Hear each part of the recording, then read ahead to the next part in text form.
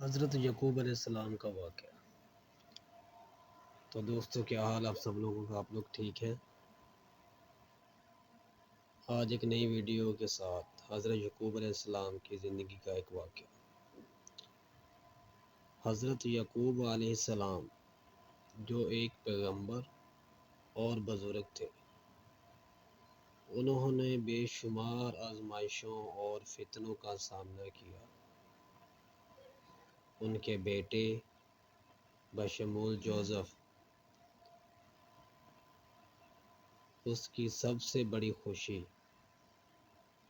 بلکہ اس کے گہرے دکھوں کا ذریعہ بھی تھی۔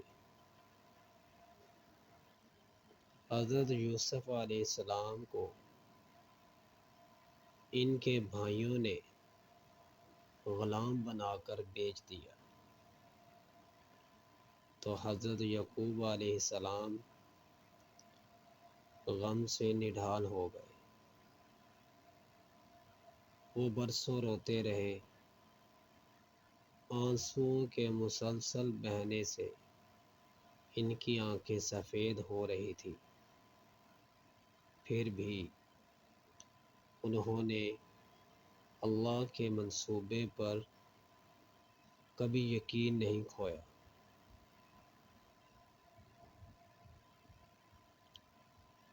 کئی سال گزر گئے اور جوزف مصر میں ایک طاقتور رہنما بن گیا۔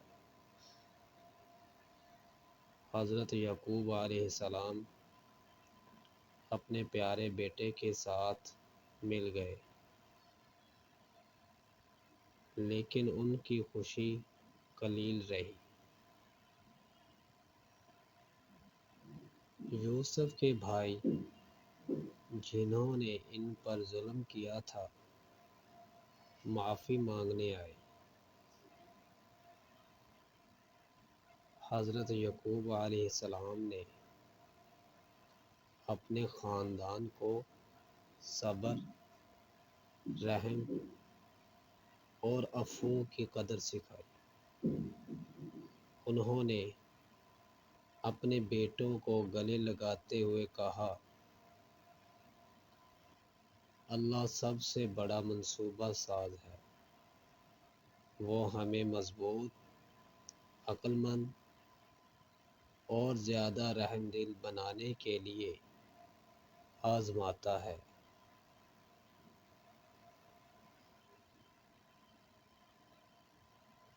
اپنے غیر متزلزل صبر اور اللہ پہ توکل کے ذریعے حضرت یعقوب علیہ السلام نے اپنے خاندان کی تاریخ کو روشنی،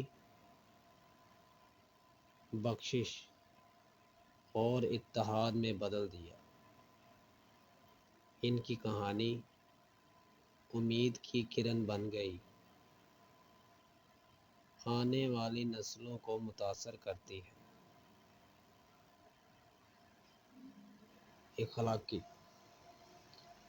صبر، درگزر اور اللہ کے منصوبے پر بھروسہ،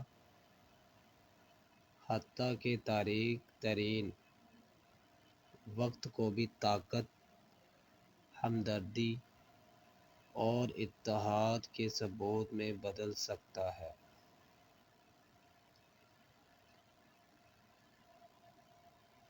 تو بھائیو، اس کہانی کا مقصد صبر، درگزر اور اعتماد کی اقتدار کو بیان کرنا ہے، جو حضرت یعقوب علیہ السلام کے مجسم ہے، اور قارئین کو ان کی مثال سے طاقت حاصل کرنے کی ترغیب دیتے ہیں۔